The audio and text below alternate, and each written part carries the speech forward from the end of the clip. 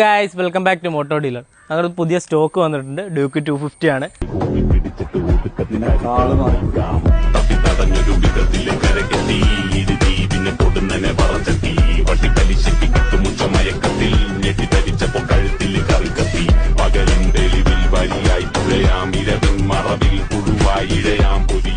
$10,000 down payment ഉണ്ടെങ്കിൽ നമ്മൾ ഈ 2020 മോഡലിൽ സിംഗിൾ ഓണർഷിപ്പ് വരുന്ന ഡ്യൂക്ക് 200 BS6 ഉണ്ട്.